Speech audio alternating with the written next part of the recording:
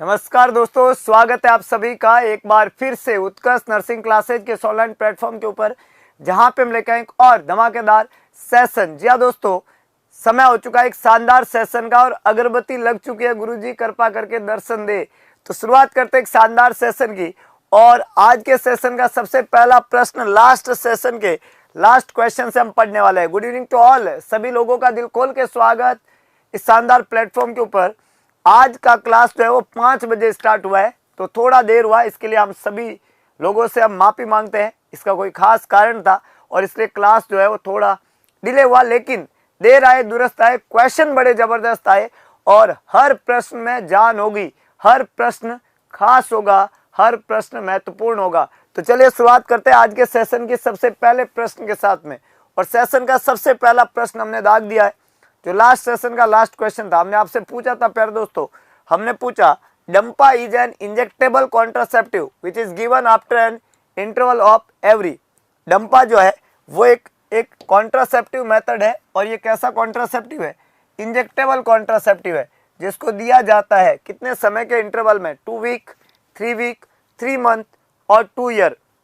4 option हमने आपको दिए थे। हाँ, डंपा, DMPA डंपा। एक सबसे पहले तो ये बताओ, what is the full form of Dampa? Dampa का पूरा नाम क्या है? डंपा का पूरा नाम क्या है? What is the full form of Dampa? और फिर ये कितने इंटरवल में देता है, ये यहाँ पे आपको बताना है। तो डंपा का पूरा नाम क्या है? Depo medroxy, depot medroxyprogesterone. DMPA का पूरा नाम क्या है? कुछ स्कूलों ने सही लिखा है। नेट-ईएन और डंपा 2 तरह के इंजेक्टेबल कॉन्ट्रासेप्टिव होते हैं। एक होता है नेट-ईएन और एक होता है डंपा। नेट-ईएन फॉर 2 मंथ, याद रखना, and DMPA is for 3 month. तो डंपा के लिए कितना है? 3 month. NET EN for 2 month, DMPA is for 3 month. C यहाँ पे करेक्ट आंसर है। डंपा है depot medroxyprogesterone acetate. Depot medroxyprogesterone acetate, that is the full form of DMPA my dear friend. हमने इसको क्या बोला? डिपोट मेड्रोक्सी प्रोजेस्टेरोन एसीटेट, इसको डंपा के नाम से जानते हैं। और ये डंपा 3 महीने के फॉर 3 मंथ, कितना इंटरवल में दिया जाता है? 3 महीने के इंटरवल में। तो 2 वीक, 3 वीक या 2 साल, यहाँ पे जवाब नहीं रहेगा। करेक्ट आंसर रहेगा 3 महीने के इंटरवल में। अगला प्रश्न कह रहा है, all the statements in relation to halitosis is correct. Halitosis के बारे में सभी स्टेटमेंट सत्य हैं, एक को छोड़ के। सवाल एक्सेप्ट का है। हेलिटोसिस का मीनिंग आपको पता होना चाहिए इस सवाल का जवाब देने के लिए। तो हेलिटोसिस के बारे में सभी बातें सत्य है, हमने बोला एक को छोड़ के। तो किसको छोड़ के कौन कौन सी बातें सत्य है हेलिटोसिस को लेके? आंकड़ा बिल्कुल नया होना चाहिए, अगरबत्ती लगा के पूरे जोश के साथ में जुड़ जाइएगा, क्योंकि सवाल सारे के सारे आपके एग्जाम ओरिएंटेड होंगे। सवाल सारे के सारे एग्जाम के यहाँ पे छेद करने वाले होंगे। तो जोश, जुनून, उत्साह और पागलपन, ये आपके टिप ऑफ द टंग होने चाहिए। और सभी को एक नए आगाज के साथ में, नए युग के आगाज के साथ में पढ़ना है यहाँ पे। तो यहाँ पे हमने बोला, पहला लिखा है बैड ब्रेथ। यस, हेलिटोसिस का मीनिंग बैड ब्रेथ ही होता है। ऑर्डर प्रोड्यूसिंग बैक्टीरिया, ये एक ऑर्डर है और ये बैक्टीरिया के द्वारा प्रोड्यूस होती है। जब आपका ओरल हाइजीन मेंटेन नहीं होता है, तो ओरल म्यूकोसा के जो बैक्टीरिया होते हैं, वो बैक्टीरिया इस तरह की ऑर्डर को प्रोड्यूस करते हैं। 2 बातें बिल्कुल करेक्ट। सवाल हो गया 50-50। आंसर सी और डी के अंदर फंस गया है। तो इनमें से आपको जवाब चूज करना है और बेस्ट जवाब चूज करना है। क्या आंसर होना चाहिए? दो ऑप्शन तो हमने कह दिए सही है और आंसर फंस गया 50-50 में।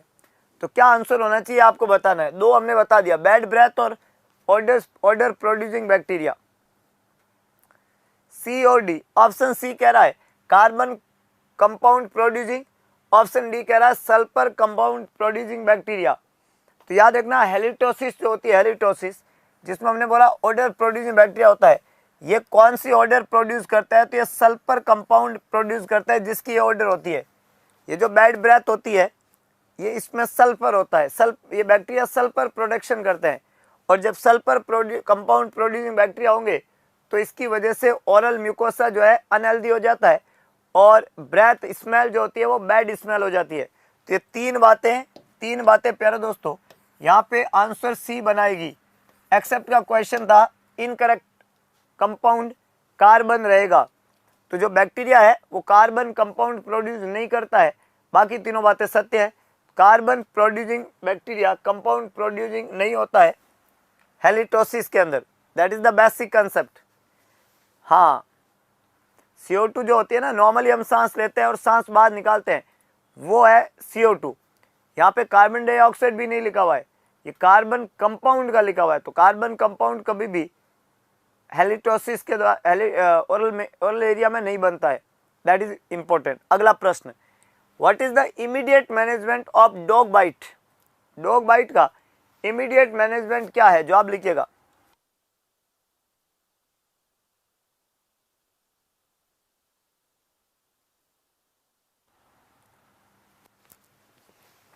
डॉग बाइट का इमीडिएट मैनेजमेंट, पहला लिखा है suturing of wound, antiseptic of wound, hospitalization, washing the wound with soap and water. What is the immediate management of dog bite? बड़ा इजी सवाल है।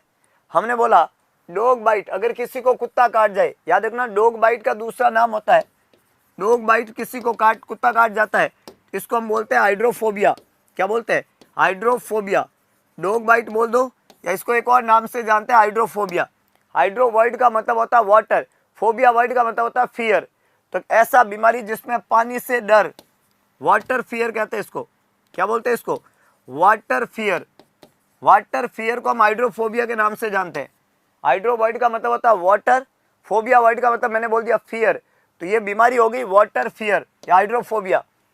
हाइड्रोफोबिया जब भी होता है डॉग बाइट वाले मरीज में, हमेशा याद रखना जो वायरस होता है, वायरस है ना, कौन सा वायरस होता है यहाँ पे जो डॉग बाइट के अंदर इंपॉर्टेंट रहता है प्यारे दोस्तों? रैबिडो।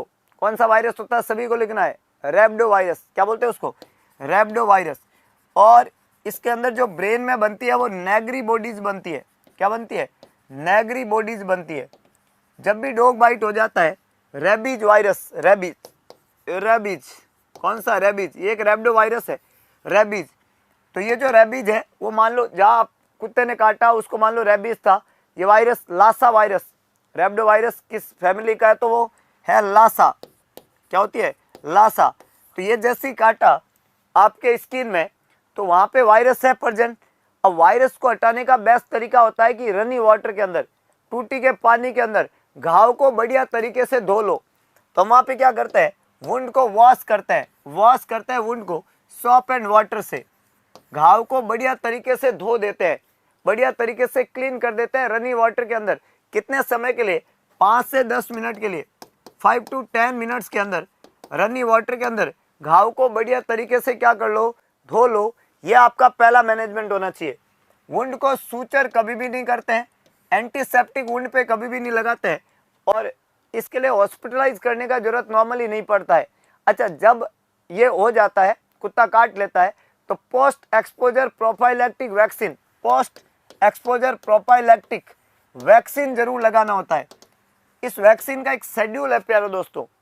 वैक्सीन का शेड्यूल क्या है कि जिस दिन कुत्ते ने काटा उस दिन लगाया, फिर तीसरे दिन लगाया, फिर 7वें दिन लगाया, फिर 14वें दिन लगाया, और फिर 21वें दिन लगाया, 21वें दिन लगाया, फिर 28वें दिन लगाया। तो आपने क्या लगाया? 7वां 14, 7, 14 और 28, है ना। तो ये एक सीक्वेंस है। 0 दिन पे लगाना है, तीसरे दिन पे लगाना है, 7वें दिन पे लगाना, 28 दिन पे लगाना। 5 वैक्सीन आजकल लगते हैं, है ना। इसमें 0, 3, 7, 14 और 28, 21 नहीं रहता है, टोटल 5 वैक्सीन रहते हैं। 28 डे पे लगाया जाता है। ये एक पूरा शेड्यूल चलता है। हाँ, 5 से 10 मिनट के लिए वॉश करना है। एंटी रेबीज वैक्सीन, है ना, पोस्ट एक्सपोजर प्रोफाइलैक्टिक के रूप में भी लगाते हैं। अच्छा, एक्सपोज होने से पहले भी लगा सकते हैं, इसमें कोई दो राय नहीं है, वो भी कंपोनेंट चलता है। अच्छा, एक और इम्पोर्टेंट बात, रेबीज जो होता है वो जो कुत्ता काट लेता है उस कुत्ते को कितने दिन तक ऑब्जर्व करना चाहिए? ये एग्जाम का सवाल है। जिस कुत्ते ने आपको काटा है उस कुत्ते को, हाँ, कुतरा या कुत्ता कुछ भी बोलो, कितने समय के लिए ऑब्जर्व करना है आपको? How many days you have to observe that child, that dog, sorry. Amrita Gupta ने 10 दिन लिखा है, इमिका ने 10 लिखा है, बहुत बढ़िया। 10 days my dear friend, exact answer है 14 दिन नहीं 10 दिन। कुत्ते को कितने दिन तक ऑब्जर्व करना होता है? 10 दिन।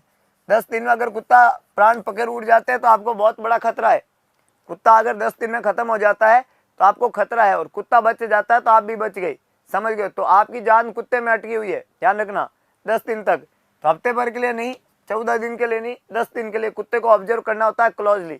जिस कुत्ते ने आपको काटा है, ब्रेन में जो बॉडी बनती है उनको नेगरी बॉडीज कहते हैं। रेबीज बीमारी का नाम है, फर्स्ट एड है, वुंड को वॉश करो रनी वाटर के अंदर फॉर 5 to 10 मिनट्स। अगला प्रश्न है, अगरबत्ती लग जानी चाहिए, आंकड़ा बिल्कुल नया चाहिए।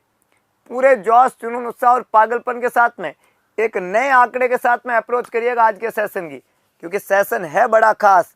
सेशन में होगी जान लगाने वाली बात, और भोकाल क्लास आप लोगों के लिए यहाँ पे बनने वाली है।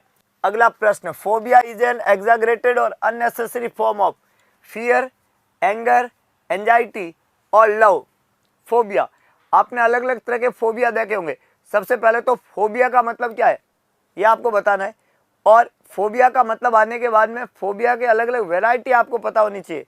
जैसे यहाँ पे हमने बोला कि फोबिया एक एग्जैगरेटेड और अननेसेसरी फॉर्म का क्या है? फियर है।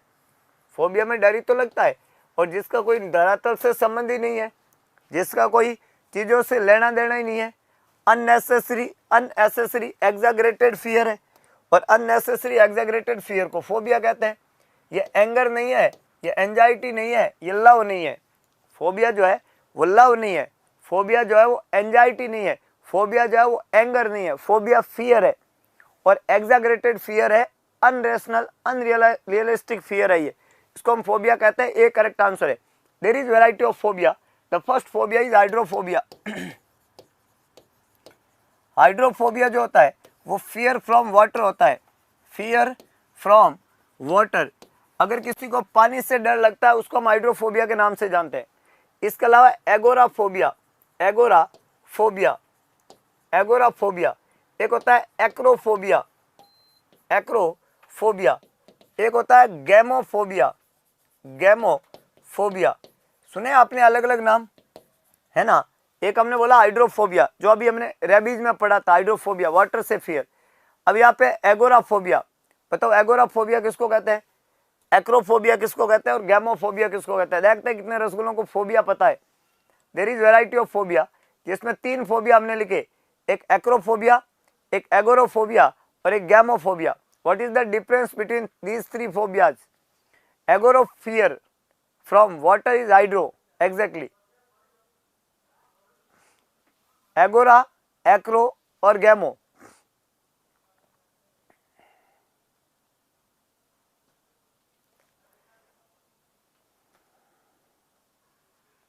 बहुत बढ़िया। क्लस्ट्रोफोबिया भी होता है, बिल्कुल। एगोरोफोबिया और एक्रोफोबिया। एगोरोफोबिया है fear from social gathering, social gathering. खूब सारे लोग इकट्ठा हो जाए और आपको बोले कि एक कविता सुनाओ, तो आपके अंदर से सुसु निकल जाती है, इसको बोलते हैं एगोराफोबिया। पूरा मतलब सोशल स्पेस, सोशल प्लेस, कोई भी नई जगह जाते हो आपको अंदर मुत्ती आ जाती है, ये डर है नई जगह का डर, इसको हम क्या बोलते हैं? Agoraphobia. Acrophobia fear from height, fear from height, fear from height, ऊंचाई से डर लगना। गैमोफोबिया है मैराइटल फियर,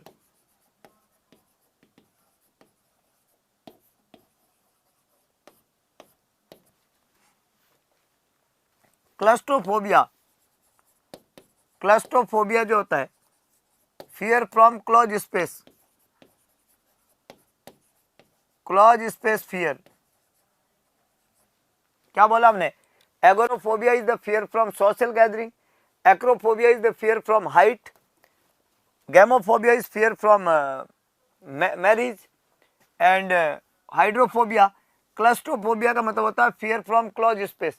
यहाँ जो फियर है उसके पीछे कोई रैशनल नहीं है, अननेसेसरी है, एग्जैगरेटेड फियर है, उसको हम फोबिया कहते हैं। उसको एंगर, एंजाइटी या लव नहीं कहते हैं। This is simply phobia. Phobia का इलाज क्या होता है? फ्लडिंग। अगर आदमी किसी चीज से डरता है तो उस चीज का सडन एक्सपोजर कर दो उसको बोलते हैं फ्लडिंग। तो फोबिया का इलाज होता है flooding, that is the simple thing. हाँ, एमआरआई जब कराते हैं तो कौन सा फोबिया होता है? Claustrophobia sir. बहुत बढ़िया। राजस्थान नर्सिंग काउंसिल से रजिस्ट्रेशन वाले यूपी का फॉर्म भर सकते हैं, भर सकते हैं, फॉर्म भर सकते हैं। उसके बाद में आपको रजिस्ट्रेशन जो है यूपी में कन्वर्ट करवाना होता है लेटर ऑन। फॉर्म भरने में समस्या नहीं है, भर सकते हैं। बाकी एडवर्टीजमेंट को अच्छे से पढ़ लेवे, उसके अंदर आपको पूरी जानकारी मिल जाएगी। अभी तक जिन्होंने अगरबत्ती नहीं लगाई है उनको पूरी जानकारी नहीं मिलेगी बिना अगरबत्ती लगाए। तो मैंने क्या बोला, अगरबत्ती लग जानी चाहिए। आंकड़ा बिल्कुल नया चाहिए मुझे, नया आंकड़ा, वो आंकड़ा जो आपको एग्जाम में सफलता के शिखर तक पहुंचा दे, वो आंकड़ा जो आपको अर्श से फर्श से अर्श तक पहुंचा दे, ऐसी कहानी रहती है। सवाल बोला है, one is the real Parkland formula to estimate the fluid resuscitation in first 24 hours in a severe burn client. सवाल नया है, ऑप्शन सारे अच्छे होने चाहिए और आंकड़ा नया होना चाहिए स्पीड के साथ में। सवाल को ढंग से पढ़ लीजिएगा लालो। हमने यहाँ पे पूछा कि आपको ये बताना है कि रियल पार्कलैंड का कौन सा फॉर्मूला है जो एस्टिमेट करेगा फ्लूइड रिक्वायरमेंट को पहले 24 घंटे में बर्न के मरीज में। तो बर्न के मरीज में फर्स्ट 24 आवर्स का जो फ्लूइड होता है वो होता है 4 ml पर केजी ऑफ बॉडी वेट पर percentage of total body surface area. Formula क्या रहता है? 4 ml पर केजी ऑफ बॉडी वेट पर percentage of total body surface area. ये जो फॉर्मूला है, ये फॉर्मूला है बर्न के मरीज में, इसको पार्कलैंड फॉर्मूला कहते हैं।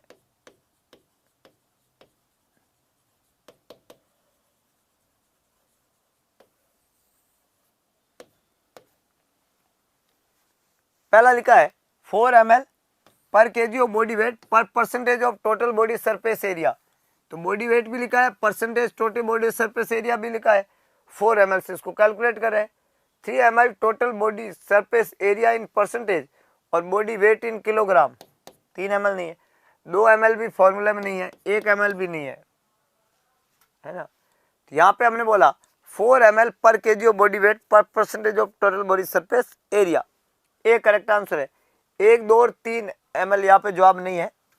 फर्स्ट 24 आवर्स के लिए 4 ml वहाँ पे रहता है। अगला प्रश्न, और ये अच्छा प्रश्न है जो आपके जवाब देने योग्य है, डायरेक्ट प्रश्न है। अच्छा, ये जो 4 ml से हम काउंट करते हैं, 4 ml से जो भी फ्लूइड काउंट करते हैं, इसको पार्कलैंड फॉर्मूला बोला।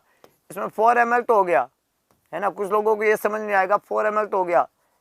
और उसके बाद में वजन, वजन जो भी मरीज का रहता है, वजन है ना, वो मेजर करना पड़ता है, जितना भी वजन आता है वो रहेगा है ना। और उसके बाद में मान लो 60 किलो का मरीज, ये रख दिया। बॉडी सरफेस एरिया कैसे निकालते हैं?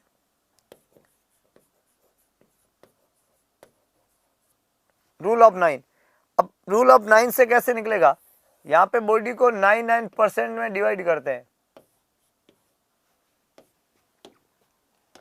हेड एंड नेक के लिए 9%, राइट आर्म के लिए 9%, लेफ्ट आर्म के लिए 9%,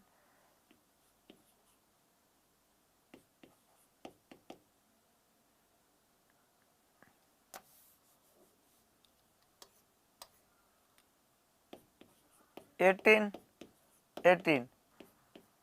जेनिटल 1%। इसको कहते हैं रूल ऑफ 9। 3 जगह 9 है, हेड एंड नेक 9 है, राइट आर्म 9 है, लेफ्ट आर्म 9 है। उसके बाद में आपका जो है 18% है आपका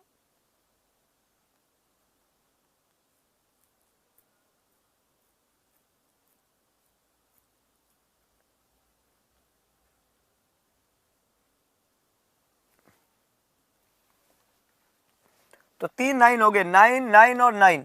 फिर anterior torso 18, posterior 18, right leg 18, left leg 18 और जेनिटलिया 1%। इसको रूल ऑफ 9 कहते हैं। इससे आपका आएगा percentage of total body surface area. जो भी आ गया, मान लो दोनों हैंड का बर्न हो गया, 18% लिख दो ऐसे। तो वजन रखना, ये लिखना, ये लिखना। इससे जो भी फ्लूइड आए उस फ्लूइड को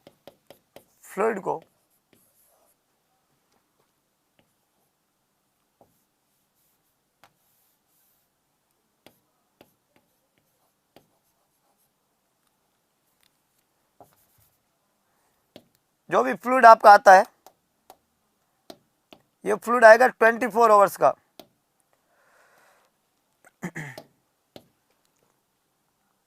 टोटल फ्लूइड है ना। मैं मान लूँ 2500 ml आया, और ये 24 घंटे का आएगा, 24 आवर्स का। इस फ्लूइड का हाफ फ्लूइड जो है, हाफ फ्लूइड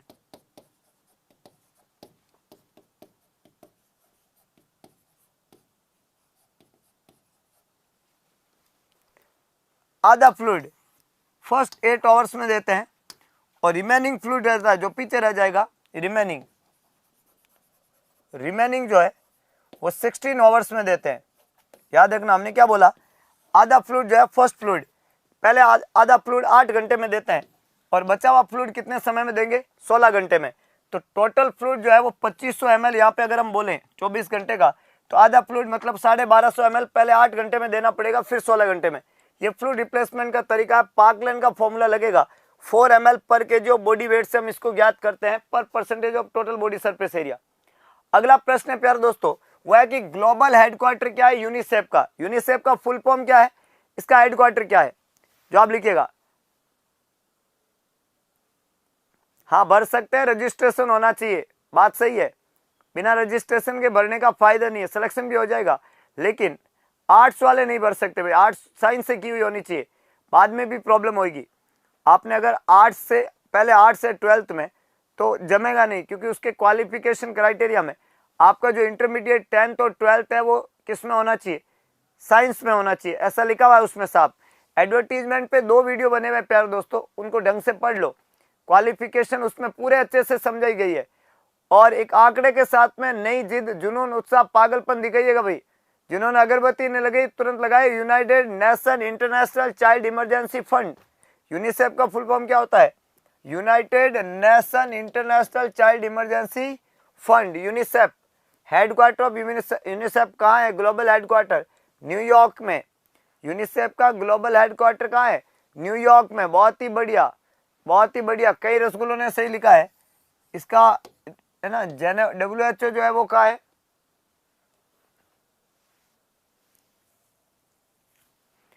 WHO कहाँ है, WHO जो आप सभी लिखो, ला लो। जिन्होंने अगरबत्ती नहीं लगाई तुरंत लगा डालो। और कहानी ये कहती है कि इस बार सफलता जो है वो आप ही के हिस्से में आएगी, क्योंकि किसी ने कहा कि सफलता किसी की गुलाम नहीं होती है, मेहनत करने वाले पे फिदा हो जाती है। तो अगर आपके मन में, आपके दिल में, आपके जिस्म में है लड़ने की हिमाकत, है लड़ने की ताकत, है जोश, जुनून, उत्साह और पागलपन, तो दिखा दीजिएगा, पूरे जोश के साथ में दिखा दीजिएगा। WHO जिनेवा में, एग्जैक्टली जिनेवा जो है WHO के लिए, और न्यूयॉर्क जो है यूनिसेफ के लिए। दिल्ली या इस्लामाबाद यहाँ पे जवाब नहीं रहेगा। तो यहाँ पे करेक्ट आंसर जो है अगला प्रश्न, minimum duration of sleep required daily by an average health adult. एक एवरेज हेल्थ एडल्ट को मिनिमम कितनी स्लीप की जरूरत होती है डेली, 5 घंटा, 3 घंटा, 9 घंटा और 7 घंटा।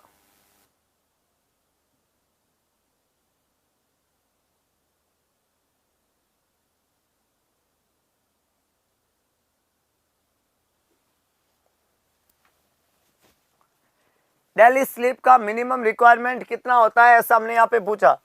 डेली स्लीप का मिनिमम रिक्वायरमेंट कितना होता है, 5 घंटा, 3 घंटा, 9 घंटा और 7 घंटा। क्या कहते हो, कितने लोग सही जवाब दे पाएंगे? मुझे नहीं लगता सारे लोग सही जवाब दे पाएंगे, क्योंकि कुछ लोग लगेगा 5 घंटा, कुछ को लगेगा 7 घंटा, 9 घंटा किसी को नहीं लगेगा।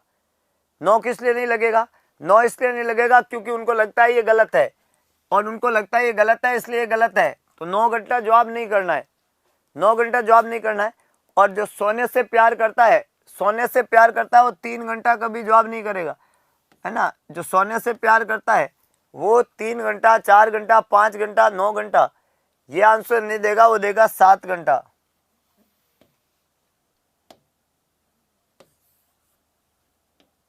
मिनिमम जो है स्लीप जो है कम से कम जो है 6 से 7 घंटे होनी चाहिए, साउंड स्लीप। तो यहाँ पे 7 hours sleep requirement daily for an average healthy adult, उसमें लिखा 7 घंटे। तो there is need of 7 hours sleep daily, 7 घंटे करेक्ट आंसर है। 3 और 5 कम है, 9 ज्यादा है। छोटा बच्चा तो 23 घंटे सो सकता है दिन में।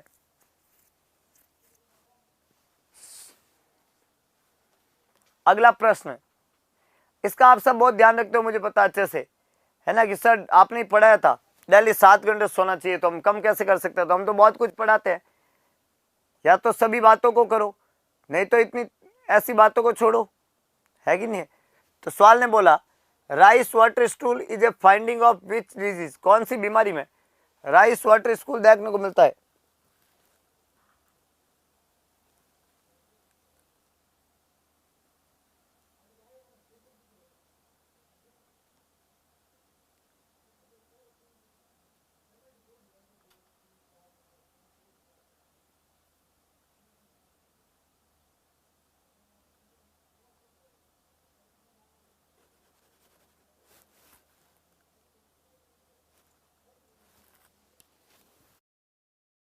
ये इजी सवाल है, राइस वाटर स्टूल फाइंडिंग विच डिजीज, कौन सी बीमारी में देखने को मिलता है? इसका जवाब क्या प्यारे दोस्तों?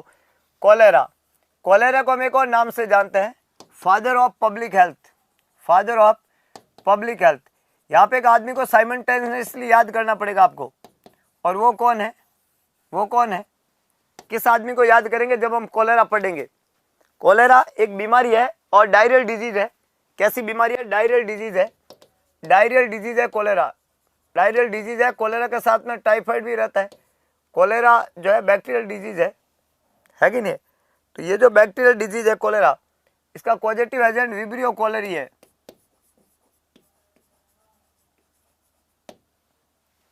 विब्रियो कॉलेरी, है ना? तो यहाँ पे हम अगर इसकी बात करें, विब्रियो कॉलेरी अलग अलग लिख देते हैं, ठीक है। और इस कॉलेरा में राइस वाटर स्टूल देखने को मिलता है। टाइफाइड इसका एक दूसरा डिजीज है, साल्मोनेला टाइफी,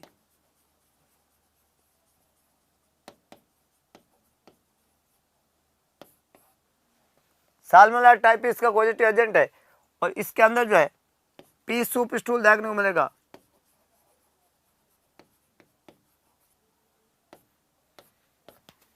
यहाँ पे कैसा था कॉलेरा में? Rice water. यहाँ पे कैसा होगा? P soup stool. और कॉलेरा को फादर ऑफ पब्लिक हेल्थ कहते हैं, ये आपको ध्यान रखना है। अल्सरेटिव कोलाइटिस में ब्लीडिंग के साथ में डायरिया,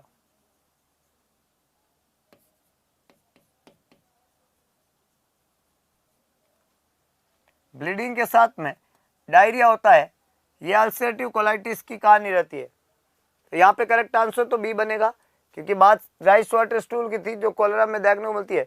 बाकी भी बहुत सारी चीजें हैं कॉलेरा को लेके जो आपको सभी ध्यान रखनी होती है। अगला प्रश्न,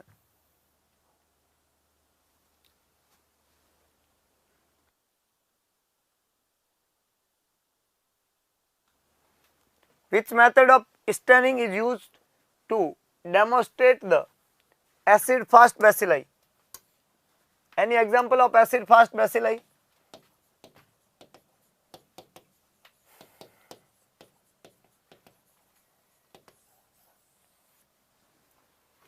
एसिड फास्ट बैसिलाई का एग्जाम्पल क्या प्यारे दोस्तों? कौन सा एसिड फास्ट बैसिलाई है? Gram staining, जॉर्डर stainless, जॉल्सन Nelson staining और Albert staining. Acid fast bacilli के लिए काम में ली जाने वाली स्टेनिंग कौन सी है? A B, acid fast bacilli. Gram staining जो है वो यूज की जाती है ग्राम पॉजिटिव और ग्राम नेगेटिव बैक्टीरिया को डिफ्रेंशिएट करने।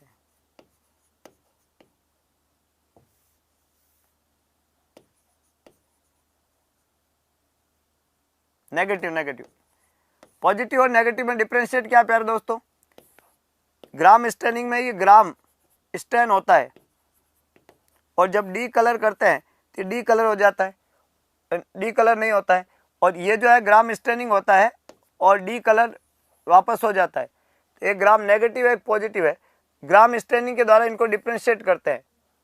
ये जॉर्डर स्टेनिंग ये नहीं कहलाती है, जेडन स्टेनिंग जो एसिड फास्ट बैसिलाई होते हैं उसमें जेडन स्टेन करते हैं। आपने देखा होगा माइकोबैक्टीरियम ट्यूबरकुलाई,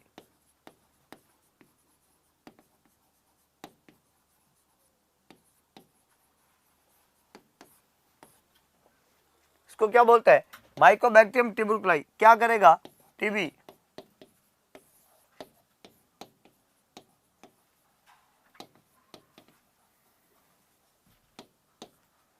बैक्टीरियल डिजीज है और टीबी का कारक बनती है। जेडन स्टेनिंग इसको बोलते हैं। सी यहाँ पे करेक्ट आंसर है। ए बी और डी तीनों ही गलत स्टेटमेंट है। सी यहाँ पे करेक्ट आंसर है। ए बी और डी तीनों ही तो method of staining is use for demonstration of acid fast bacillus जेडन स्टेनिंग। अगला प्रश्न है 100 days cough is use for which disease. कौन सी बीमारी में 100 डेज कॉप वहां पे देखने को मिलता है। अगरबत्ती लगेगा, आंकड़ा बिल्कुल नया होना चाहिए। और कहानी ये कहती है कि एग्जाम ओरिएंटेड सेशन है और पूरी की पूरी एग्जाम ओरिएंटेड स्टडी आपको यहाँ पे करनी है।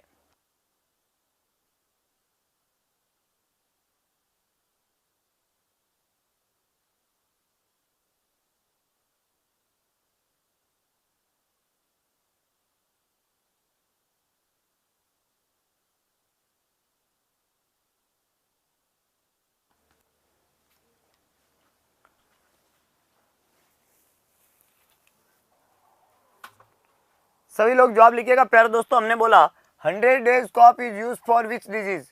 कौन सी बीमारी के लिए 100 डेज कॉप। देखो बहुत इंटरेस्टिंग प्रश्न है। 100 डेज कॉप इसको बोलते हैं पर्टुसिस। क्या बोलते हैं इसको?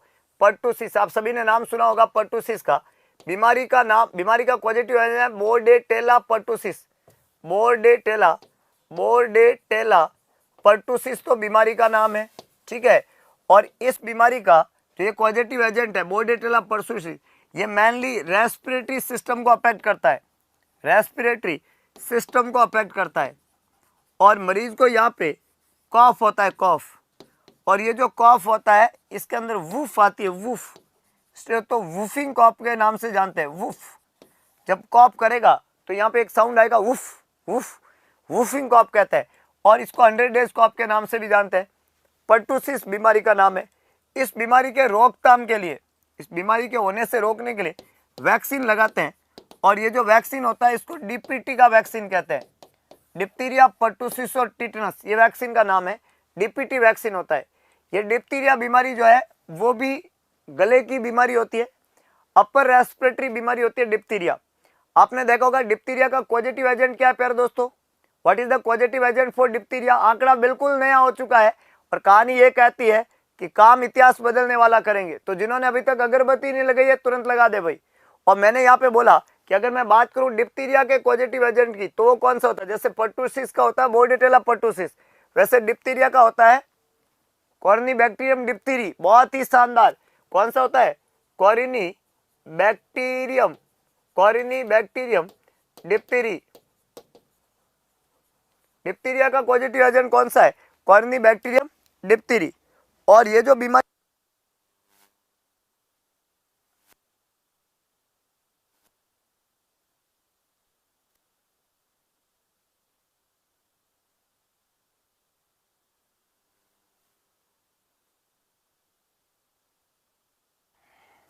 कॉर्निबैक्टीरियम डिप्थीरी, और ये डिप्थीरिया जो होता है वो अपर रेस्पिरेटरी इन्फेक्शन है। अपर रेस्पिरेटरी इन्फेक्शन मतलब थ्रोट को अफेक्ट करता है। और जब आपका थ्रोट अफेक्ट होता है प्यारे दोस्तों, थ्रोट, तो गले में क्या हो जाता है? एक तो स्यूडो मेम्ब्रेन बनती है, स्यूडो मेम्ब्रेन, जिसको हम फाल्स मेम्ब्रेन कहते हैं। और एक बुल नेक बन जाती है। बुल नेक आप समझते हो? आप देखो छोटे बच्चे का यहाँ पे एकदम गर्दन एकदम सूज जाता है, सांड का तरह गर्दन हो जाता है, उसको बुल नेक कहते हैं। और गले के अंदर एक स्यूडो मेम्ब्रेन डेवलप हो जाती है। हाँ, तो ये जो सारी ये बीमारी जो है कॉर्निबैक्टीरियम डिप्थीरी जो है, ये एक बैक्टीरियल डिजीज है। कॉर्निबैक्टीरियम डिप्थीरी ये आपका बैक्टीरियल डिजीज है बोर्डेटेला पर्टुसिस। और एक बैक्टीरियल डिजीज और है टिटनस, क्लॉस्ट्रीडियम टिटनी। क्लॉस्ट्रीडियम टिटनी आपने देखा होगा। ये तीनों ही बीमारियां जो होती है, ये तीनों ही बीमारियां बैक्टीरियल डिजीज है। और इनके प्रिवेंशन के लिए डीपीटी का वैक्सीन 1.5 महीना, 2.5 महीना और 3.5 महीने पे लगता है। ये लाइव वैक्सीन किल्ड वैक्सीन होता है डीपीटी। कैसा वैक्सीन होता है? किल्ड वैक्सीन होता है। 1.5, 2.5 और 3.5 महीने पे इंट्रामस्कुलर लगता है। वास्टस लैटरिस मसल, मिड थाई की मसल होती है, वहां पे ये लगाया जाता है। अगला हमने बताना यहाँ पे, तो पर्टुसिस हो गया, डिप्थीरिया हो गया। अब दो बीमारी और है, एक मीजल्स है और एक ट्यूबरकुलोसिस है। बहुत मजेदार। इस मीजल्स से तो कितने ही सवाल बने हुए एग्जाम में। इस मीजल्स को तो आपको आत्मसात कर देना है। मीजल्स का जो पॉजिटिव एजेंट है, मीजल्स ये एक वायरल डिजीज है। सबसे पहले तो आपको पता होना चाहिए वायरल डिजीज है। और इसको रूबियोला के नाम से जानते हैं, रूबियोला। और ये बीमारी जो है पैरामिक्सो वायरस से होती है। हमने बोला वायरल डिजीज है तो वायरस का नाम है पैरामिक्सो वायरस, पैरामिक्सो वायरस, ये वायरस का नाम है। इस मीजल्स की बीमारी में मरीज को 3 सीज साइन आता है। 3 सी जो साइन आता है इनिशियली, ये साइन होता है कॉफ, कोराइजा और कंजक्टिवाइटिस, कंजक्टिवाइटिस, इनको 3 सी साइन कहते हैं। इसके अलावा मीजल्स में बनता है कॉप्लिक स्पॉट। क्या बनता है? कॉप्लिक स्पॉट बनता है। और ये कहाँ बनता है? ओरल कैविटी में। ओरल कैविटी में मीजल्स के मरीज में क्या बनता है? कॉप्लिक स्पॉट बनता है। ये भी बात आपको ध्यान रखनी है। मीजल्स बीमारी का जो कॉमन सिम्टम है, इसमें रैश बनता है, rash appear on body, appear on body, body के ऊपर क्या बनता है? रैश बनता है। ये मीजल्स के मरीज के अंदर देखने को मिलता है। कॉप, कोराइजा, कंजक्टिवाइटिस होता है, कॉप्लिक स्पॉट बनता है ओरल कैविटी में। मीजल्स का एक सवाल जो एग्जाम में आपको पूछा जाता है वो है कि इस मीजल्स का कॉमन कॉम्प्लिकेशन क्या है? मोस्ट कॉमन कॉम्प्लिकेशन क्या है मीजल्स का? Have you any idea? आप में से कितने लोग मीजल्स का मोस्ट कॉमन कॉम्प्लिकेशन बता सकते हैं? जिनको पता है वो तो कॉम्प्लिकेशन बताए, जिनको नहीं पता है वो अगरबत्ती लगाए। अगरबत्ती का क्या मतलब है? Sir press the like button. Sir इससे क्या होगा? आपके अंदर एक कॉन्फिडेंस बिल्डअप होगा और आप यहाँ पे बता पाएंगे इसका मोस्ट कॉमन कॉम्प्लिकेशन। तो मीजल्स का मोस्ट कॉमन कॉम्प्लिकेशन कौन सा होता है? कितने लोगों को पता है? Aseptic meningitis. Oh my God, it's very rare, it's very dangerous. It is a most common complication of mumps my dear friend. Aseptic meningitis mumps में होती है। मीजल्स का most common complication yes, otitis media, not pneumonia. क्या होता है? Otitis media होता है, otitis media. हाँ, मीजल्स के मरीज में डायरिया होता है। मीजल्स के मरीज में याद रखना, मीजल्स का जो मरीज है इसके अंदर डायरिया होता है। क्या होता है? डायरिया होता है और निमोनिया होता है, निमोनिया। लेकिन मोस्ट कॉमन कॉम्प्लिकेशन कौन सा है? तो जवाब ओटाइटिस मीडिया है। हाँ, इसमें डायरिया और निमोनिया भी होता है, पर मोस्ट कॉमन कॉम्प्लिकेशन होता है otitis media. Most rare complication जो होता है वो कौन सा होता है? रेयर। मोस्ट कॉमन कौन सा हो गया? Otitis media. हाँ, इसमें 2 काम और होते हैं, डायरिया होता है, निमोनिया होता है। लेकिन आपको पूछे कि रेयर कॉम्प्लिकेशन कौन सा है मीजल्स का? रेयर। तो रेयर कॉम्प्लिकेशन कौन सा करोगे? Which complication is very rare in measles? Very rare, very rare, लाखों में एक को। एसएसपी, डॉक्टर ने बिल्कुल सही बोला भाई, डॉक्टर नाम पूरा पढ़ नहीं पाए, विजेंद्र। SSPE, इसको बोलते हैं सब एक्यूट स्क्लेरोजिंग पान एनकेफेलोपैथी। क्या पूछा जाएगा मीजल्स में? पॉजिटिव एजेंट, मीजल्स को रूबियोला भी कहते हैं, पैरामिक्सो वायरस है, और 3 सी साइन इसमें होता है, cough, coryza, conjunctivitis. Rash appear होता है बॉडी पे, कॉप्लिक स्पॉट बनता है ओरल कैविटी में। Otitis media most common complication है। डायरिया और निमोनिया भी होता है। रेयर कॉम्प्लिकेशन होता है सब एक्यूट स्क्लेरोजिंग पान एनकेफेलोपैथी, जिसको मैं SSPE के नाम से जानता हूँ। मीजल्स के बारे में ये बातें आपके दिमाग में घुसी प्यारे दोस्तों, सभी बातें दिमाग में आ गई। अब एक और बीमारी है ट्यूबरकुलोसिस। ट्यूबर, अच्छा, मीजल्स के प्रिवेंशन के लिए क्या लगाते हैं? वैक्सीन। और कौन सा वैक्सीन लगाते हैं मीजल्स को रोकने के लिए? मीजल्स को रोकने के लिए मीजल्स वैक्सीन लगता है 9 मंथ पे, 9 महीने पे, और ये हमेशा सबक्यूटेनियस लगाया जाता है। 9 मंथ पे लगता है और हमेशा सबक्यूटेनियस लगेगा मीजल्स का वैक्सीन। अगला है टीबी। ये जो टीबी है इसका पॉजिटिव एजेंट है mycobacterium tuberculosis. Mycobacterium tuberculosis, mycobacterium tuberculosis. Acid fast bacilli है। जेडन स्टनिंग इसकी करते हैं, ZN staining. Acid fast bacilli है, जेडन स्टनिंग की जाती है इसके अंदर, जेडन स्टनिंग। ये आपको यहाँ पे ध्यान रखना है टीबी के केस में। टीबी जो होती है वो पल्मोनरी और एक्स्ट्रा पल्मोनरी होती है। एक तो पल्मोनरी होती है, दूसरी एक्स्ट्रा पल्मोनरी होती है। एक्स्ट्रा पल्मोनरी, जो पल्मोनरी टीबी होती है फेफड़े की होती है। Extra pulmonary outside the lungs होती है। आउटसाइड दी लंग्स टीबी कहाँ कहाँ होती है?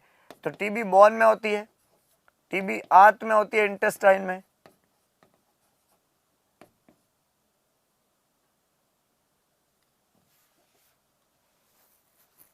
बोन में होगी, इंटेस्टाइन में होगी। इसके अलावा ब्रेन में होती है, ब्रेन में। सबसे खतरनाक तो यही है एक्स्ट्रा पल्मोनरी टीबी में। तो पल्मोनरी टीबी तो होती है लंग्स की, फेफड़े वाली टीबी। लंग्स के अलावा कई और तो हड्डी में, इंटेस्टाइन में, ब्रेन में और भी कई जगह होती है। एक्स्ट्रा पल्मोनरी टीबी कहलाता है। जैसे फीमेल में फैलोपियन ट्यूब में हो जाती है, मेल में टेस्टिस की टीबी हो जाती है।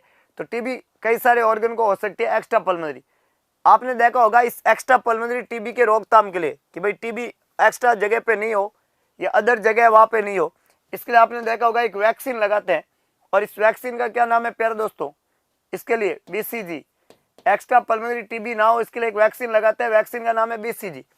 पल्मोनरी टीबी के लिए वैक्सीन नहीं है ना, होगी तो होगी, नहीं होगी तो नहीं होगी, एक्स्ट्रा पल्मोनरी के लिए है। टीबी का बैक्टीरिया आपकी बॉडी में है या नहीं है इसका पता लगाने के लिए, क्योंकि आप में थोड़े बहुत सिम्टम हमें दिख रहे थे ऐसा कि मरीज क्रॉनिक कॉफ कर रहा है, बंद ही नहीं हो रही खांसी, ऐसा वैसा, तो जब हम देख रहे हैं वहां पे डायग्नोसिस के लिए, तो यहाँ पे किया जाता है मॉन्टॉक्स टेस्ट MT, है ना, जिसमें फोर आर्म के ऊपर pure protein derivative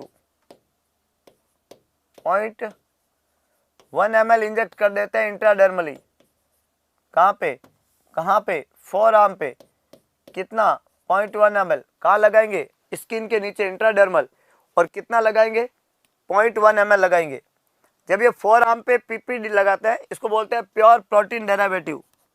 pure protein derivative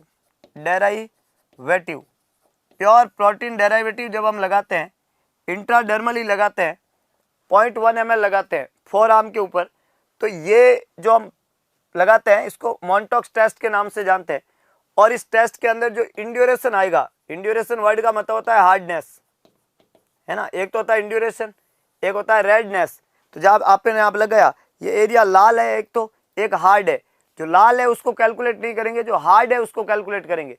तो जो हार्डनेस है उसको कैलकुलेट करो, इसको इंड्यूरेशन कहते हैं। और ये कितने समय बाद में कैलकुलेट करेंगे? 48 to 72 आवर्स बाद में। कितने टाइम बाद में? 48 to 72 आवर्स, है ना। ये लगाने के 48 से 72 घंटे बाद में देखेंगे उस एरिया को। अगर वो बहुत ज़्यादा हार्ड हो गया है, इंड्यूरेशन काउंट करते हैं, और ये इंड्यूरेशन जो है कितने से ज़्यादा है, इंड्यूरेशन आपका मोर देन 10 mm है, तो इस टेस्ट को हम पॉजिटिव मानते हैं। और अगर ये 10 से कम है तो टेस्ट नेगेटिव माना जाता है। इस बात का आपको ध्यान रखना है। It is very interesting test. Result 72 hours बाद में देखेंगे। और कैलकुलेट किसको करेंगे? मिलीमीटर स्केल में इंड्यूरेशन को कैलकुलेट करता है। इंड्यूरेशन कितना है, that is the exact thing in the case of tuberculosis, mycobacterium tuberculi, acid fast, जेडन स्टनिंग, पल्मोनरी टीबी और एक्स्ट्रा पल्मोनरी के लिए BCG। अब यहाँ पे BCG जो है उसको लेके भी एग्जाम में कई सारे प्रश्न यहाँ पे पूछे जाते हैं। BCG को लेके भी एग्जाम में कई सारे प्रश्न बनते हैं। जैसे BCG जो वैक्सीन है, ये कैसा वैक्सीन है? लाइव एटेन्यूएटेड वैक्सीन है, पहले तो ये आपको पता होना चाहिए, है ना। और ये जो BCG का वैक्सीन है एट बर्थ लगता है और पाउडर फॉर्म में आता है, तो इसको डाइल्यूट इन NS करें, नॉर्मल सलाइन 0.9% से इसको डाइल्यूट करना होता है। और ये जो वैक्सीन होता है ये जन्म के समय लगता है। इसका जो रूट होता है एट बर्थ, इसको लगाते हैं इंट्राडर्मल है। कहाँ लगाते हैं? लेफ्ट अपर आर्म में लगाते हैं, लेफ्ट अपर आर्म में, ठीक है। जहाँ पे इसको आपने लगाया वहाँ पे क्या बनता है? जहाँ पे आपने लेफ्ट अपर आर्म में लगाया वहाँ पे 2 महीने में एक स्कार बनता है। तो सवाल ये भी बनता है स्कार बनने में कितना वक्त लगेगा? 2 मंथ। लेफ्ट अपर आर्म पे लगाएंगे, इंट्राडर्मल लगाएंगे, डाइल्यूट किसके अंदर करेंगे? 0.9% नॉर्मल सलाइन के अंदर डाइल्यूट करते हैं। डाइल्यूट करने के बाद में इसको 3 to 4 आवर्स, मैक्सिमम 6 आवर्स, है ना, और 4 to 6 आवर्स ऐसे बोल सकते हो आप, ऐसे बोल दो भले, 4 to 6 आवर्स तक यूज करते हैं। उसके बाद में डिस्कार्ड करना होता है। 4 to 6 आवर्स बाद में क्या करते हैं? Later on discard. इससे ज़्यादा जो है ये नहीं रहता है, तो उसके बाद में इसको डिस्कार्ड कर देते हैं। जितना यूज आ गया वो यूज आ गया। ये BCG के बारे में रहता है। BCG का वैक्सीन अगर आप पहले महीने में लगाते हो 0 to 28 डेज, तब इसकी डोज जो रहती है वो 0.05 ml रहती है। अगर आप उसको 1 महीने से लेके 1 साल के बीच में कभी भी लगाते हो, तब उसकी डोज जो है वो आपकी 0.1 ml जाएगी।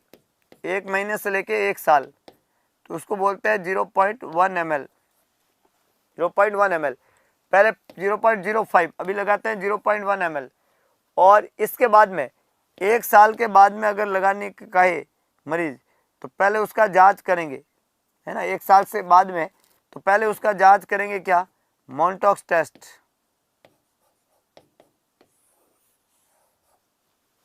मॉन्टॉक्स टेस्ट जांच करेंगे। अगर टेस्ट पॉजिटिव आता है तो देने का कोई मतलब नहीं है, नेगेटिव आता है तो फिर आप इम्यूनोग्लोबुलिन भी देंगे। ये सारा का सारा बीसीजी के बारे में। तो डोज इंपॉर्टेंट याद रखना, पहले महीने इतनी होती है और 1 महीने से 1 साल में इतना हो जाता है। डोज का अमाउंट वो इंपॉर्टेंट है। बर्थ के समय लगाता है इंट्राडर्मल लाइव एटेन्यूएटेड वैक्सीन है ट्यूबरकुलोसिस के प्रिवेंशन के लिए। कौन सी टीबी, एक्स्ट्रा पल्मोनरी टीबी के रोकथाम के लिए लगाते हैं। 28 दिन तक, 28 दिन से 1 साल तक 0.1 ml, 0.5 नहीं होता लाले, 0.05 और 0.1, 0.5 तो 1 से भी ज्यादा हो जाएगा ना भाई। हाँ, एडवर्ड जीनर को श्रेय जाता है, बहुत बढ़िया। डेनिस ने 1331, बिल्कुल डेनिस भाई साहब ने जाता है। Cholera, TB, small pox, Edward Jenner, संबंध याद रखो सबके आपस में। Bile is formed by which organ of the body. अब तुम गोल ब्लैडर से बाइल मत बनवा देना प्लीज, गोल ब्लैडर बाइल का स्टोर हाउस है। आपको सवाल ने पूछा है बाइल कौन बनाता है, जो आप वही लिखे जिन्होंने अगरबत्ती नहीं लगाई है वो तो अगरबत्ती लगाए, जिन्होंने लगा दिया वो जवाब लिखे। तो यहाँ पे बोला है bile is formed which organ of the body. Bile पाया जाता है कहाँ पे, liver, pancreas, gall bladder, small intestine. Liver. Bile बनाता कौन है, liver. Gall bladder is a storage house.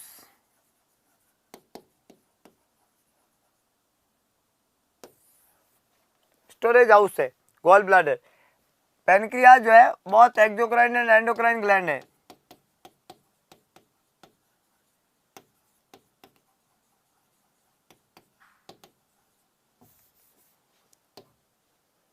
बहुत एक्सोक्राइन एंड एंडोक्राइन ग्लैंड को क्या बोलते हैं, पेनक्रियाज। आपको पता होना चाहिए लीवर भी इसी कैटेगरी होती है शुरुआत में, जब बच्चा मदर के मुंह में होता है तो ये भी एक एंडोक्राइन ग्लैंड है, लेकिन पैदा होने के बाद में लीवर एक्सोक्राइन काम ही करती है, सिर्फ बाइल बनाती है, जो अभी हमने यहाँ पे पढ़ा है। तो पेनक्रियाज दोनों काम करती है, पेनक्रियाटिक जूसेज और इंसुलिन, ग्लूकागोन, सोमेटोस्टेटिन ऐसे हार्मोन भी बनाती है। तो वो एक्सोक्राइन और एंडोक्राइन दोनों ग्लैंड है पेनक्रियाज। स्मॉल इंटेस्टाइन जो है वो छोटी वाली आता है, स्टोमक से निकलती है। डायामीटर जो है, डायामीटर वो इसका स्मॉल है, डायामीटर इसका स्मॉल है। और लेंथ जो है इसकी, लेंथ लंबाई, लंबाई वो 5 से 6 लीटर है।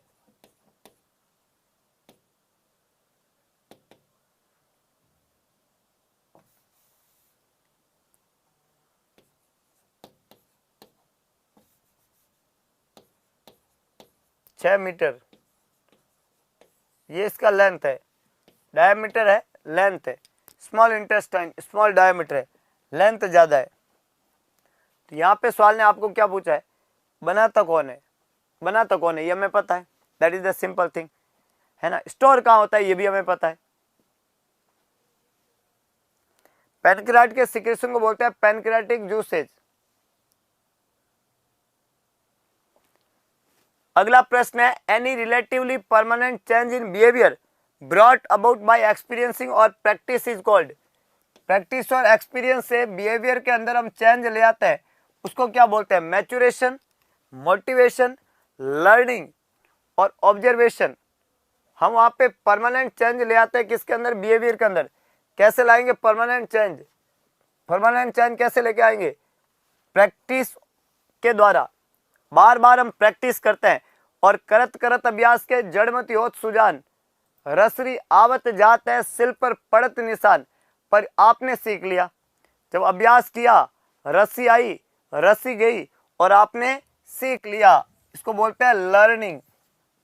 माय डियर फ्रेंड, जब आप किसी चीज को रिपीटेडली करते हो, बार बार करते हो, तो आपके बिहेवियर में चेंज आ जाता है। क्या चेंज आ जाता है, आप सीख जाते हैं। मैच्योरेशन जॉब नहीं है, मोटिवेशन नहीं है, ऑब्जर्वेबल नहीं है, आप लर्न कर जाते हैं। तो लर्निंग वहां पे होती है आपके अंदर जब आप निरंतर प्रयत्न करते हैं किसी चीज का। जैसे आपने साइकिल को लिया और आपने साइकिल को लेके चले तो आपने साइकिल चलानी सीख ली, यह है लर्निंग। हेपेटाइटिस बी वैक्सीन का शेड्यूल क्या रहता है, बड़ा अच्छा सवाल है। हेपेटाइटिस बी का वैक्सीन जो है किस शेड्यूल में लगाते हैं? अगर आपको हेपेटाइटिस बी का वैक्सीन लगे तो उसका शेड्यूल क्या रहेगा? अगरबत्ती लगाना कोई ना भूले, आंकड़ा बिल्कुल नया चाहिए। मैं एक बात हमेशा कहता रहता हूं कि एग्जाम तक आपने बेहतर से बेहतरीन आंकड़ा किया, अगरबत्ती लगाई तो हमारी एनर्जी बनी रहेगी भाई। एग्जाम तक एनर्जी को बनाए रखने में बहुत ज्यादा वो लगाना पड़ेगा एफर्ट्स। तो एग्जाम तक एनर्जी कैसे बना के रखेंगे, इसके लिए आंकड़ा बिल्कुल आपका नया होना चाहिए, इस बात का आपको ध्यान रखना है। अगला प्रश्न, हेपेटाइटिस बी वैक्सीन का शेड्यूल क्या रहेगा? 012, 246, 0614, 1601 और 6।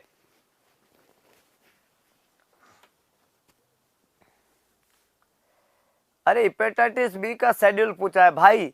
अगर आपको हेपेटाइटिस बी लगता है अभी, तो एक तो 0 महीने पे लगाएंगे। एक हेपेटाइटिस बी जो है वो कब लगाएगा? 0 महीने पे, 0 दिन पे, एक महीने पे, एक 6 महीने पे। याद रखना 0, 1 और 6। एक अर्थात एक महीने बाद में और एक 6 महीने बाद में। ये तरीका है हेपेटाइटिस बी के वैक्सीन लगाने का, जो आपको ध्यान रहना चाहिए। एडल्ट में, बच्चों में शेड्यूल अलग है, एडल्ट में शेड्यूल अलग है।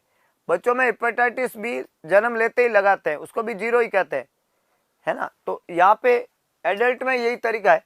आज मुझे मान लो हेपेटाइटिस बी का वैक्सीन लगाना है, एक मैं आज लगा दूं, एक महीने बाद में और एक 6 महीने बाद में, तो 0, 1 और, समझ गए। तो ये तरीका बिल्कुल सत्य है हेपेटाइटिस बी के वैक्सीन लगाने का। अगला प्रश्न, सवाल कह रहा है मैच करो दो चीजों को, congestive learning, effective learning, psychomotor learning. इससे क्या क्या सीखेंगे आप? लर्निंग जो ये हो रही है, टाइप ऑफ लर्निंग, इसमें स्किल कौन कौन सी बनेगी ये बतानी है।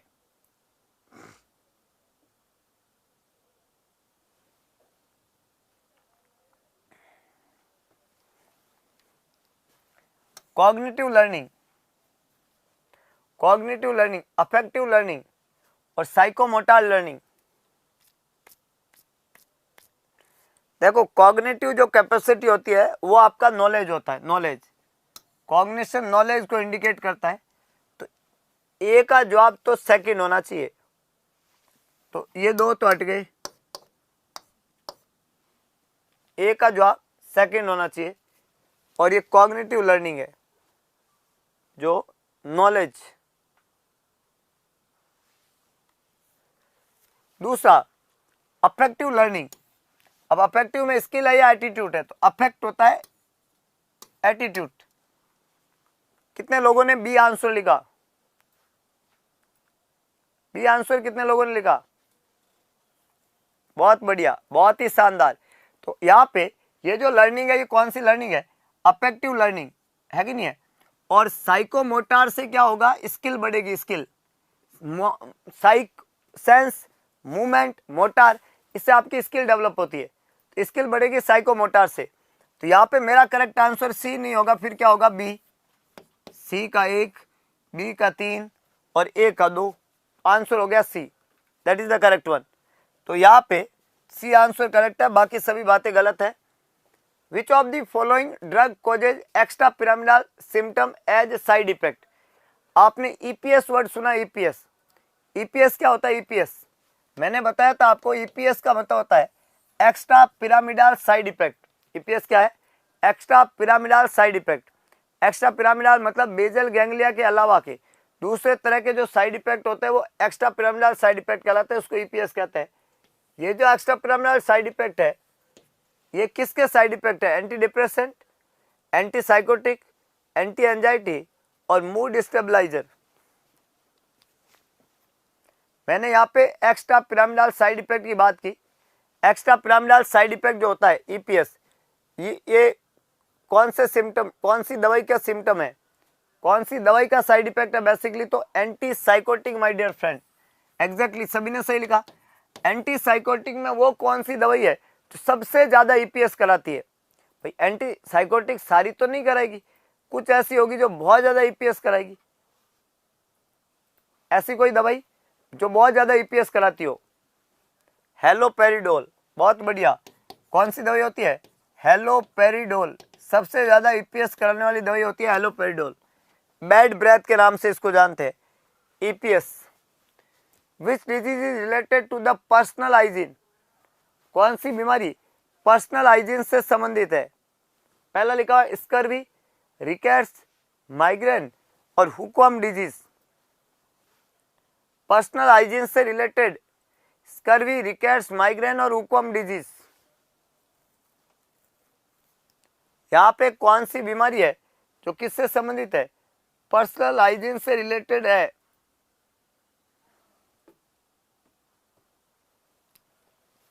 स्कर्वी विटामिन सी की डेफिशिएंसी से होती है, रिकेट्स विटामिन सी और vitamin D,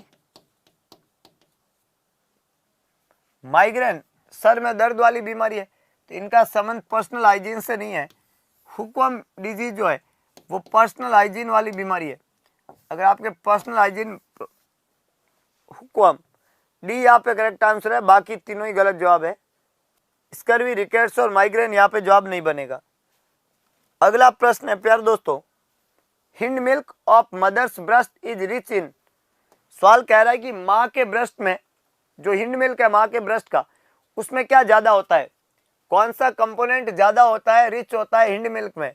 fat along with vitamin A and E, vitamin and minerals, protein और लैक्टोज। कौन सी चार चीजों में से कौन सी चीज ज्यादा होती है हिंड मिल्क के अंदर? इसका जवाब आपको समझना है, सोचना है, और जवाब कहाँ देना है? वीडियो के अंत में कमेंट बॉक्स में देना है कि इसका सही जवाब क्या होना चाहिए। हिंड मिल्क जो है वो आपका कौन से तरह का मिल्क होता है, ये आपको जवाब यहाँ पे देना है।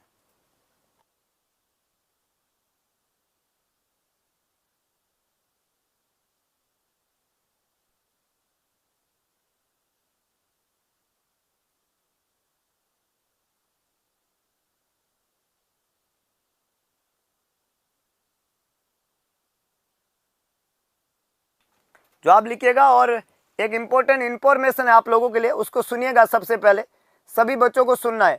इस सवाल का जवाब तो वीडियो के अंत में कमेंट बॉक्स में देना है कि हिंड मिल्क में ज्यादा क्या होता है। एक छोटी इंफॉर्मेशन है, मैं आप लोगों को अभी बताना चाहूंगा। आप लोगों को ये इंफॉर्मेशन सुननी है, बहुत इंटरेस्टिंग है, आपके काम की है। जितने भी बच्चे यूपी पीएससी की एग्जाम की तैयारी कर रहे हैं, नॉर्थ सेट के एग्जाम की तैयारी कर रहे हैं, उन सभी बच्चों के लिए एक महत्वपूर्ण सूचना मैं आप लोगों के लिए लेके आ रहा हूँ। और ये सूचना क्या है, ये सूचना कैसी है, इस सूचना में क्या खास है, परीक्षा से पहले क्या एक अहम बात है इस सूचना के अंदर, जो मैं आपको अभी दिखाने वाला हूँ। प्यारे दोस्तों, आप सभी लोगों को इस सूचना के साथ में आत्मविश्वास दिखाना है। एक बार पूरे जोश के साथ में अगरबत्ती लगा दो तो मैं आपको सूचना बताऊं। अगरबत्ती लगा दो जोश, जुनून और पागलपन के साथ में। कल सुबह की क्लास भी ठीक 6 बजे होगी, तो अयोध्या के राजकुमार की सौगंध खा के सुबह 6 बजे जुड़ना बिल्कुल मत भूलना। इस सवाल का जवाब तो वीडियो के अंत में कमेंट बॉक्स में देना है। सभी लोग स्पीड से अगरबत्ती लगाएं भाई। हाँ, ये हुई ना बात, शाबाश, क्या बात है। ये है उत्साह, यह है नए भारत का आगाज, यह है चांद पे पहुंचने वाले भारत का आगाज, यह आपका जो चंद्रयान 3 है उसका आगाज, और ये हो गया एग्जाम का आगाज। यहाँ प्यारे दोस्तों, NORCET pre exam your gateway to nursing excellence, परीक्षा से पहले एक अहम परीक्षा नॉर्थ सेट प्रीलिम्स का अगर आप तैयारी करना चाहते हो, या यूपी पीएससी के बच्चे हैं वो भी क्या कर सकते हैं, ऑफलाइन टेस्ट दे सकते हैं। मॉक टेस्ट होगा, ये ऑफलाइन टेस्ट है, मॉक टेस्ट है। क्या है टेस्ट? ऑफलाइन टेस्ट है, मॉक टेस्ट है। 3 सितंबर को 10 बजे ये टेस्ट होगा, 3 तारीख को सुबह 10 बजे। और ये जो टेस्ट है ऑफलाइन सेंटर पे होगा, जोधपुर में, जयपुर में, इंदौर में और प्रयागराज में। इन 4 जगह जो हमारे ऑफलाइन सेंटर है वहां पे ये टेस्ट होगा। बड़ा ही शानदार लेवल का टेप पेपर होगा। जोधपुर, जयपुर, इंदौर और प्रयागराज, इन चारों जगह पे होगा और ऑफलाइन होगा। 3 तारीख को सुबह 10 बजे होगा। अब ये जो मॉक टेस्ट है ये आपकी तैयारी को मजबूती देगा। इतने सारे बच्चे एक साथ ये टेस्ट देंगे, तो इन टेस्ट को देने के लिए आप ऑफलाइन सेंटर पे पधारें 3 तारीख को सुबह 10 बजे। इससे पहले आपको एक गूगल फॉर्म का लिंक होगा जो हमारे यूट्यूब चैनल पे और सब जगह आपको मिलेगा। उस गूगल फॉर्म के लिंक को फिल करना पड़ेगा। फॉर्म को फिल करना जरूरी है, तभी आप ये ऑफलाइन एग्जाम अटेंड कर सकते हो। तो वो फॉर्म आपको भरना पड़ेगा और उसका लिंक आपको डिफरेंट टाइप के चैनल के थ्रू हमारे टेलीग्राम चैनल पे, यूट्यूब चैनल पे आपको दिखेगा और उस लिंक को आप जरूर फिल करें और फिर जो है आप ये एग्जाम दे सकते हैं। जोधपुर सेंटर, जयपुर, इंदौर और प्रयागराज। तो आज के सेशन को यहीं पे विराम देते हैं। कल फिर मुलाकात होगी सुबह ठीक 6 बजे। इंतजार रहेगा, दिल खोल के जुड़िएगा। किसी ने कहा कि ईश्वर का दिया कभी अल्प नहीं होता, जो टूट जाए वो संकल्प नहीं होता। हार को लक्ष्य से दूर ही रखना मेरे दोस्त, क्योंकि जीत का कोई विकल्प नहीं होता। और सौगंध महादेव की, हम पैदा हुए जीतने के लिए। संकल्प सिर्फ एक है, जब तक तोड़ेंगे नहीं तब तक छोड़ेंगे नहीं। तो मिलते हैं दोबारा एक नए सेशन में, तब तक के लिए जय हिंद, जय भारत, जय महाकाल।